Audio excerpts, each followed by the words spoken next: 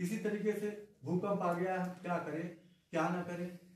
हमारा कर्ज का कोई केस हो गया है, हम बाहर हैं, क्या करें क्या ना करें। ये सब चीजों में हमें कुछ कार्य करना चाहिए। हम पहले कर्ज को ही ले लेंगे। हम जा रहे हैं अपने गांव से घर की ओर जा रहे हैं, घर से गांव की ओर जा रहे हैं, और अचानक बारिश होने लगती है और आकाशीय बिजली कड़कने लगती है। क्या हम कोई अलग से तो बने हुए नहीं है, क्या हम उसकी चपेट में नहीं आ सकते? आ सकता, हम भी उसकी चपेट में आ सकते।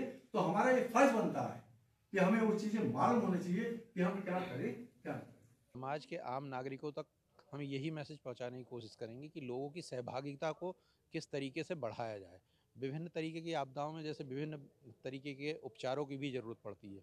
उन्हीं लोगों की सहभागिता को बढ़ाने के लिए हम उस क्षेत्र से संबंधित लोगों को एकत्रित करेंगे, उनकी सूचियां बनाएंगे और अपने सूचना तंत्र को इतना मजबूत करेंगे कि आपदा आने के पूर्व ही उसका प्रशिक्षण और मॉक ड्रिल्स पहले ली जा सके, और आपदा आने के बाद किस तरीके से हम न्यूनीकरण के लिए उन लोगों की सहभागिता द्वारा अपने सूचना तंत्र के माध्यम से उन लोगों को अपनी रेस्क्यू टीम में शामिल करके जोखिम को न्यूनतम किया जा सके। यहाँ पे 4 दिवसीय प्रोग्राम है, 4 दिवसीय रहेगा। इसमें एक रोज इनका भ्रमण का रहता है, इन्हें ले जाते हैं। अभी हम गाँव यहाँ पे कौन सा है, मुराद शाहबाद के पड़ोस में एक गाँव है, उसमें ले जा रहे हैं इन्हें।